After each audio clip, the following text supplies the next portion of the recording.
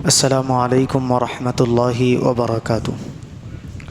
الحمد للہ رب العالمین والعاقبۃ للمتقین والصلاة والسلام علی سید الانبیاء والمرسلین وعلی آلہ الطاہرین واصحابہ الطیبین ومن تبعہم بإحسان اجمعین الی یوم الدین، اما بعد فقد قال اللہ تبارک وتعالی فی شأن عظمۃ حبیبہ المصطفیٰ ان اللہ وملائکتہ یصلون علی النبی یا ایہا الذین آمنوا صلوا علیہ وسلموا تسلیما اللہم صل علی سیدنا محمد وعلی آلہ وصحبہ افضل صلواتک وعدد معلوماتک وبارک وسلم۔ معزز و مکرم حاضرین کرام و سامعین ذوی الاحترام، جیسا کہ سلسلہ وار سیرت النبی صلی اللہ علیہ وسلم کا ہمارا بیان چل رہا ہے، گزشتہ درس میں ہم نے جنگ بدر کے اہم واقعات کو تفصیل کے ساتھ سماعت کیا کہ میدان بدر میں کیسے کیسے واقعات پیش آئے، صحابہ کرام کا جذبہ شہادت کیسا تھا اور صحابہ کرام نے کس طرح شجاعت کے ساتھ لڑائی کی اور اللہ تبارک و تعالیٰ نے ان کی فرشتوں کے ذریعے کیسی مدد اور نصرت فرمائی، اس کی تفصیل ہم نے سماعت کی اور جنگ کے اختتام تک ہماری بات جو ہے مکمل ہو چکی تھی۔ بڑے بڑے سردار جو تھے، امیہ ابن خلف اور ابو جہل، عتبہ، شیبہ، ولید ابن عتبہ، ابو البختری، یہ سارے لوگ جو ہے مارے جا چکے تھے۔ غالباً ابو البختری کا ذکر نہیں ہوا تھا۔ ابو البختری ایک کفار کا سردار تھا، حضور پاک علیہ الصلاۃ والسلام کے ساتھ یہ تھوڑا ہمدردی والا رویہ رکھتا تھا اور مکے کے اندر اس نے کچھ معاملات میں حضور کی مدد بھی کی تھی، تو حضور پاک علیہ الصلاۃ والسلام نے صحابہ کرام سے فرمایا تھا کہ دیکھو اگر ابو البختری نظر آئے تو اس کو قتل نہیں کرنا، اس کو چھوڑ دینا۔ تو صحابہ کرام رضوان اللہ علیہم اجمعین میدان جنگ میں ہے، لڑائی ہو رہی ہے، ابو البختری صحابہ کرام کو نظر آیا، اس کے ساتھ ایک دوست بھی تھا۔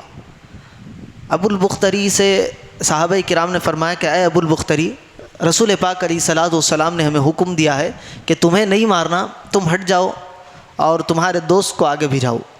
تو ابو البختری کہنے لگا کہ ایک شریف انسان کے لیے یہ شیوا نہیں دیتا اس کے لیے کہ وہ اپنے دوست کو آگے کر دے اور اپنی جان کو بچا لے، پہلے میں لڑوں گا اس کے بعد میرے دوست کی جان جائے گی۔ تو ابو البختری نے پہلے تلوار اٹھائی، اس کے بعد صحابہ کرام کا جذبہ یہ تھا کہ دونوں کو وہیں پر تہ تیغ کر دیا گیا۔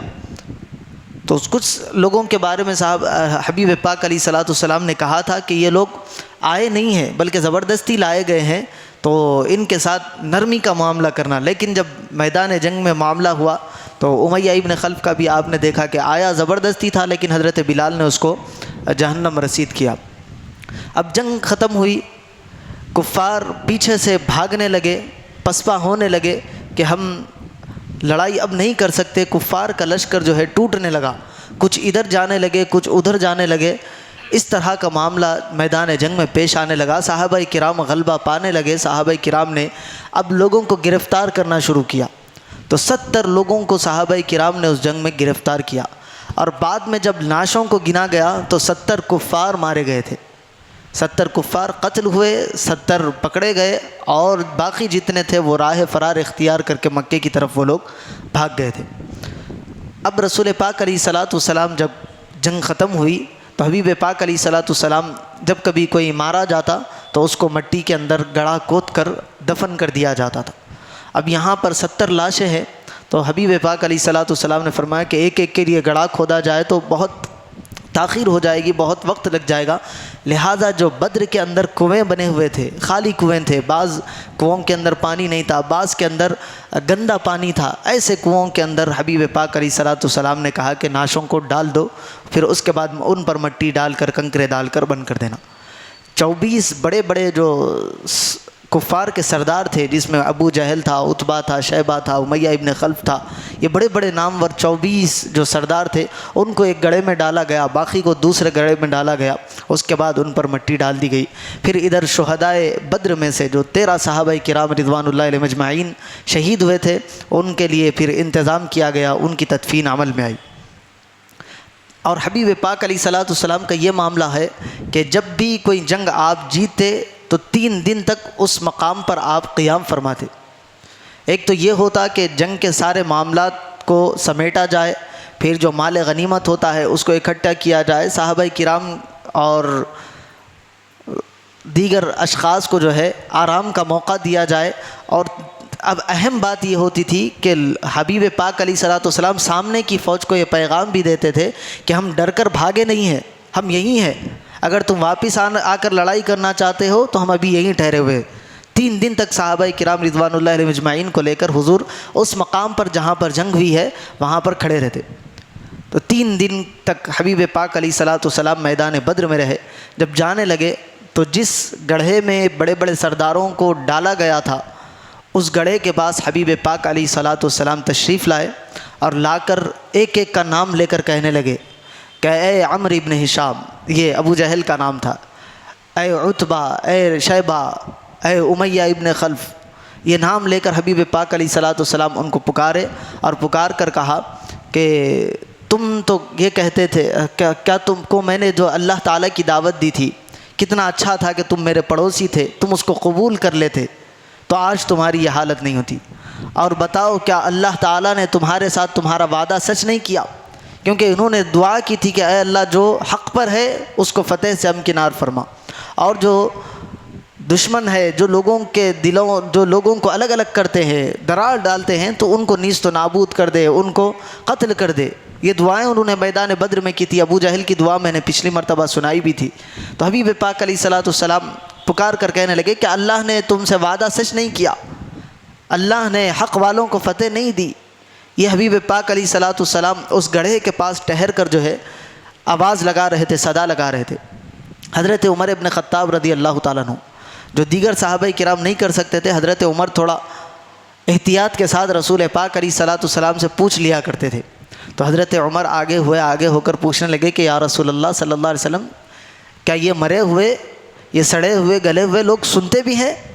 تو حبیب پاک علیہ الصلوۃ والسلام نے فرمایا کہ اے عمر، جس طرح تم میری آواز سن رہے ہو یہ تم سے زیادہ میری آواز کو سن رہے ہیں۔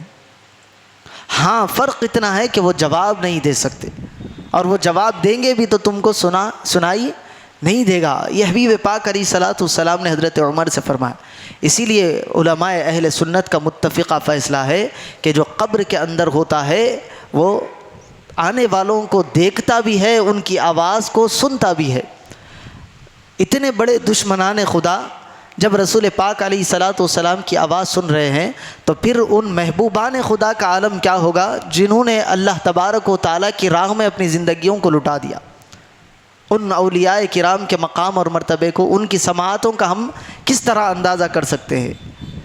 تو حبیب پاک علیہ الصلوۃ والسلام نے یہ صدا لگائی۔ اس کے بعد حبیب پاک علیہ الصلوۃ والسلام وہاں سے نکلے، اور نکلنے سے پہلے حبیب پاک علیہ الصلوۃ والسلام نے 2 اشخاص کو مدینہ منورہ کی طرف روانہ کیا، جس میں سے حضرت عبداللہ ابن رواحہ رضی اللہ تعالی عنہ کا نام آتا ہے، اور دوسرے حضرت زید ابن حارثہ رضی اللہ تعالی عنہ کا نام آتا ہے۔ یہ حضرت زید ابن حارثہ رضی اللہ عنہ یہ واحد صحابی ہے جن کا نام قرآن مجید کے اندر آیا ہے۔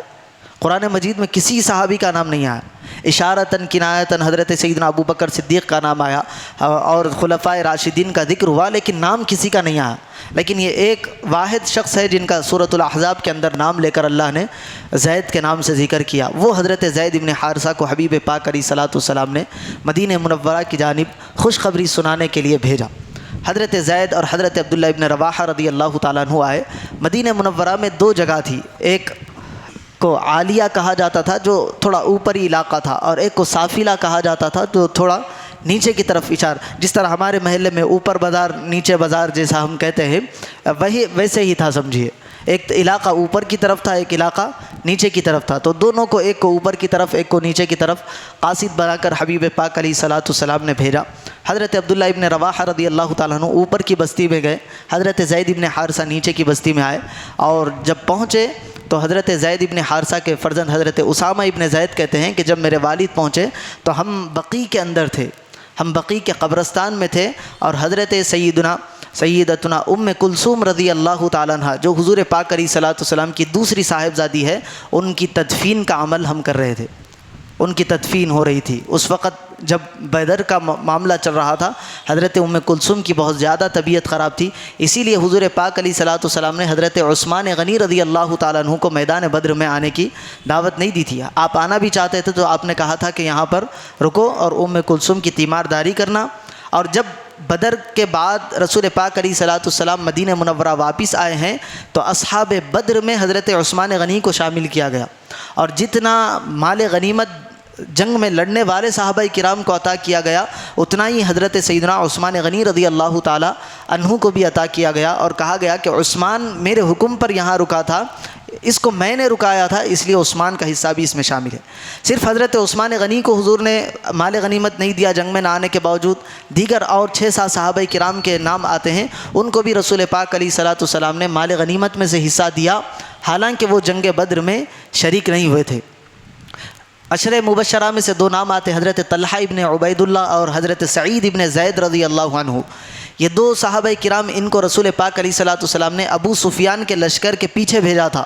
وہ لوگ ابو سفیان کے لشکر کا پیچھا کرتے ہوئے جا رہے تھے، جنگ میں شریک نہیں ہو سکے، اس کے باوجود حبیب پاک علیہ الصلوۃ والسلام نے ان کو مال غنیمت میں سے حصہ دیا تھا۔ اور دیگر صحابہ کرام جس کو حبیب پاک علیہ الصلوۃ والسلام نے وہاں پر بٹھا کر گئے تھے، حضرت ابو لبابہ رضی اللہ عنہ جن کو جنگ سے واپس بھیجا تھا مدینہ کی نگرانی کے لیے، ان کو بھی مال غنیمت میں سے حصہ دیا گیا۔ حضرت عبداللہ ابن مکتوم جن کو مسجد نبوی کا امام بنا کر آپ گئے تھے، ان کو بھی جنگ بدر میں سے غالباً حصہ رسول پاک علیہ الصلوۃ والسلام نے دیا تھا۔ اب اس کے بعد رسول پاک علیہ الصلوۃ والسلام وہاں سے میدان بدر سے نکلے۔ اچھا، یہاں پر آئے، جب خوشخبری سنائی گئی کہ بدر کے میدان میں ہم نے جنگ جیت لی، ابو جہل مارا گیا، عتبہ مارا گیا، شیبہ مارا گیا، صحابہ کرام جو مدینہ منورہ میں موجود تھے، صحابہ کرام بہت سارے مدینہ کے اندر تھے، لیکن جنگ میں اس لیے نہیں آئے تھے کیونکہ ان کو خبر نہیں تھی کہ جنگ ہونے والی ہے۔ وہ لوگ جنگ کے ارادے سے رسول پاک علیہ الصلوۃ والسلام نہیں نکلے تھے، وہ لوگ تو ایک لشکر کو روکنے کے لیے جو ملک شام سے واپس ہو رہا تھا تجارت کر کے، اس لشکر کے پیچھے نکلے تھے۔ تو صحابہ کرام موجود تھے مدینہ میں۔ وہ صحابہ کرام کو جب یہ خبر ملی کہ بڑے بڑے کفاران مکہ جو ہے، سردار تھے جو مکے کے، وہ اس جنگ میں مارے گئے ہیں، بڑے بڑے نام، تو صحابہ کرام حیران ہو گئے، کیا تم سچ کہہ رہے ہو؟ حضرت زید سے پوچھنے لگے، کیا تم سچ کہہ رہے ہو؟ ہمیں یقین نہیں ہو رہا۔ تو ایسا خوشی کا ماحول مسجد نبوی کے ارد گرد مدینہ منورہ میں بن گیا کہ دیکھنے والا سما تھا۔ اور جب رسول پاک علیہ الصلوۃ والسلام تشریف لا رہے تھے میدان بدر سے، تو یہاں کے صحابہ کرام نکل کر مدینہ کے بارڈر تک آ کر رسول پاک علیہ الصلوۃ والسلام اور مجاہدین بدر کا انہوں نے استقبال کیا، نعرے لگا کر مدینہ منورہ میں ان کو داخل کیا گیا، بڑا شاندار استقبال ہوا۔ اب اس کے بعد 70 لوگ قیدی بنا کر لائے گئے تھے۔ رسول پاک علیہ الصلوۃ والسلام نے اعلان کیا اور صحابہ کرام کو جمع کر کے فرمایا کہ کسی صحابی کے ساتھ 2 جو قیدی تھے ان کو دے دیا، کسی کے ساتھ 4 کو دے دیا، کسی کے ساتھ 1 کو دے دیا، اور کہا کہ تو ان کی ذمہ داری تمہارے اوپر ہے، ان کو کسی قسم کا نقصان، کسی قسم کی تکلیف نہیں ہونا۔ تو اب یہ قیدی تو ہے، لیکن رسول پاک نے ان کو مہمان بنا دیا، تو قیدیوں کے ساتھ ایسا پیارا سلوک صحابہ کرام رضوان اللہ علیہم اجمعین نے کیا، وہ دیکھنے کے قابل۔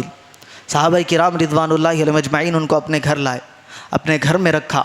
یہاں تک روایت میں آتا ہے کہ صحابہ کرام رضوان اللہ علیہم اجمعین خود کھجور کھا کر اپنے پیٹ کو بھر لیتے اور ان کے لیے بہترین غذا کا انتظام کرتے، ان کو گوشت کھلاتے، روٹی کھلاتے۔ صحابہ کرام رضوان اللہ علیہم اجمعین کا یہ طرز عمل رہا، کیونکہ رسول پاک نے ان کا مہمان بنایا تھا، اسی لیے رسول پاک علیہ الصلوۃ والسلام کے فرمان پر صحابہ کرام نے اپنے آپ کو تکلیف میں رکھنا برداشت کیا، لیکن ان قیدیوں کے ساتھ حسن سلوک کیا۔ اور یہ حسن سلوک کا اثر بھی یہ ہوا کہ بعد میں اس میں سے کئی لوگ مسلمان بھی ہوئے۔ اب اس کے بعد رسول پاک علیہ الصلوۃ والسلام کی جیسے عادت تھی کہ مشورہ رسول پاک علیہ الصلوۃ والسلام کیا کرتے تھے، صحابہ کرام کو جمع کیا، صحابہ کرام سے مشورہ کیا گیا کہ ان قیدیوں کا اب کیا کرنا چاہیے۔ تو حضرت سیدنا عمر ابن خطاب رضی اللہ تعالیٰ عنہ، حضرت عمر نے کہا کہ ان ساروں کو مار دیا جائے گا، ان کو قتل کیا جائے گا، اور قتل بھی وہ کرے گا جو سب سے قریبی رشتہ دار ہوگا، کیونکہ مکے والے اور مہاجرین سب آپس میں ایک دوسرے کے بھائی تھے. میدان بدر میں بھی جتنے ایک دوسرے کے سامنے آئے تھے سب ایک دوسرے کے رشتہ دار تھے. تو حضرت عمر نے کہا کہ ہر رشتہ دار اپنے رشتہ دار کو قتل کرے گا تاکہ اللہ اور اس کے رسول سے اس کی محبت کا پتہ چلے اور اس کا ایمان مضبوط ہو کہ ہم جہاں رسول پاک علیہ الصلوۃ والسلام کی اور اللہ کے دین کی بات آ جائے ہم رشتہ داروں کو بھی نہیں دیکھیں گے, دین کو فوقیت حاصل ہوگی. حضرت عمر ابن خطاب نے یہ کہا. لیکن حضرت سیدنا ابو بکر صدیق رضی اللہ تعالیٰ عنہ وہ عرض کرنے لگے کہ یا رسول اللہ صلی اللہ علیہ وسلم, ہم ان سے فدیہ لیں گے اور فدیہ لے کر ان کو ہم آزاد کر دیں گے. فدیے میں کچھ رقم وہ دیں گے اور اس رقم سے مسلمانوں کا بھی بھلا ہوگا, مسلمانوں کے بھی مال میں زیادتی ہوگی, ان کے کاروبار وغیرہ وسائل ان کے بڑھیں گے, اور ہو نہ ہو اللہ تبارک و تعالیٰ آگے چل کر ان کو اسلام کی دولت سے مشرف کر دے. حضرت سیدنا ابو بکر صدیق کی جو تھنکنگ تھی وہ آپ آگے کا سوچ رہے تھے, اور ہوا بھی ایسے. اس میں سے بہت سارے لوگ جو ہے مسلمان ہوئے. تو حضرت ابو بکر صدیق رضی اللہ تعالیٰ عنہ کی جو رائے تھی اکثر صحابہ کرام کی وہی رائے تھی کہ ہم ان کو فدیہ لے کر آزاد کر دیتے ہیں. تو حضور پاک علیہ الصلوۃ والسلام نے اعلان کیا کہ جو فدیہ دے گا ہم اس کو آزاد کر دیں گے. اور بعض روایتوں میں آتا ہے کہ جو فدیہ نہیں دے سکتا اگر وہ پڑھنا لکھنا جانتا ہے تو وہ ہمارے کچھ لوگوں کو وہ سکھائے, تعلیم دے, اس کے بدلے میں اس کو آزاد کر دیا جائے گا. اور جو بالکل نہ پڑھنا لکھنا جانتا ہے نہ فدیے کی رقم دیتا ہے ہم اس کو ایسے بھی آزاد کر دیں گے. یہ طے پا گیا. اس کے بعد اعلان ہوا. لیکن اللہ تبارک و تعالیٰ کے پاس سے وحی آئی, حضرت جبرائیل وحی لائے. سورہ انفال کی آیت نازل ہوئی. اس میں اللہ تبارک و تعالیٰ نے تھوڑی سی خفگی کا, ناراضگی کا اظہار فرمایا اور کہا کہ میری رائے وہی تھی جو عمر کی رائے تھی. اللہ وہی چاہتا تھا کہ ان مشرکین کو قتل کر دیا جائے, لیکن اللہ نے یہ نہیں فرمایا کہ ہم آپ سے ناراض ہیں, لیکن اللہ نے فرمایا کہ جو مشورہ ہو گیا اب اس مشورے کے مطابق عمل کرے. تو اس سے ہم کو معلوم ہوتا ہے کہ مشورے کے کام میں کتنی برکت ہوتی ہے. جس کام میں مشورہ کیا جاتا ہے اللہ تعالیٰ اس میں آسانیاں. اگر اللہ چاہتا تو فرماتا کہ ٹھیک ہے ابھی بھی وقت ہے, ان کو قتل کر دو, ابھی یہ چھوڑے تو نہیں گئے تھے. لیکن اللہ نے فرمایا کہ میری رائے یہ تھی, میرا مشورہ یہ تھا کہ ان کو قتل کر دیا جائے, لیکن جو مشورے میں طے پا گیا ہے اب اس مشورے کے مطابق عمل کیا جائے. اعلان ہوا. اب ان 70 لوگوں میں 2 رسول پاک علیہ الصلوۃ والسلام کے بہت زیادہ قریبی رشتہ دار بھی اس کے اندر تھے. ایک ابو العاص نامی شخص تھے, یہ حضور پاک علیہ الصلوۃ والسلام کے بڑے داماد تھے. حضرت زینب رضی اللہ تعالیٰ عنہا کے شوہر تھے. حضرت زینب مکے ہی میں تھی, ان کے شوہر بھی مکے میں تھے, باقی سارے لوگ جو ہے مدینہ آ گئے تھے. حضرت زینب مسلمان ہو گئی تھی لیکن شوہر مسلمان نہیں ہوئے تھے, شوہر کے ساتھ آپ مکے میں رہا کرتی تھی. تو حضرت زینب کے شوہر بھی قیدی بنا کر لائے گئے. اور دوسرے حضرت سیدنا عباس ابن عبد المطلب جو حضور پاک علیہ الصلوۃ والسلام کے چچا تھے. بعض روایتوں میں آتا ہے کہ ابھی تک مسلمان نہیں ہوئے تھے, بعض روایتوں میں آتا ہے کہ مکے ہی میں مسلمان ہو گئے تھے, یہ اور ان کی بیوی اور ان کا ایک غلام, اور انہوں نے اپنے ایمان کو چھپا کر رکھا تھا. لیکن آئے تھے بدر کے میدان میں قیدی بن کر آ گئے. اب ان کو لایا گیا, رات میں ان لوگوں کو رکایا گیا.